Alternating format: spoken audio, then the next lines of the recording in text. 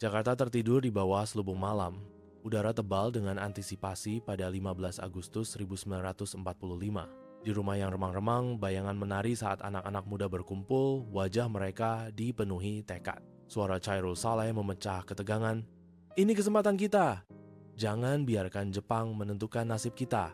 Sukarni mengangguk, matanya berbinar dengan semangat revolusi. Bisikan memenuhi ruangan, sebuah simfoni pembangkangan terhadap kekaisaran yang sekarat. Fajar menyingsing di Rengas Dengklok, menciptakan bayangan panjang di rumah sederhana Diau Kie Siong. Soekarno dan Hatta duduk, dikepung oleh pemuda yang bersemangat. Wajah mereka dipenuhi dengan urgensi.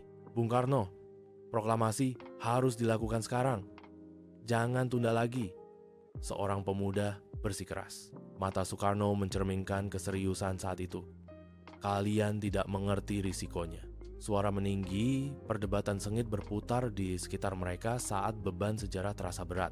Soekarno memperingatkan, kita harus berhati-hati untuk menghindari pertumpahan darah. Kata-katanya adalah permohonan untuk berhati-hati. Cahaya terang menyinari Soekarno, Hatta, dan Soebardjo. Sebuah trio yang fokus menyusun proklamasi Indonesia. Soekarno bergumam, mencari kata-kata yang dapat menangkap inti dari kebebasan. Hatta menyarankan koreksi. Setiap kata dipilih karena bobot sejarahnya yang mendalam. Soebardjo mengamati, memastikan tugas monumental berjalan tanpa hambatan. Butiran keringat terbentuk saat mereka menempa sejarah, udara tebal dengan tekad dan takdir.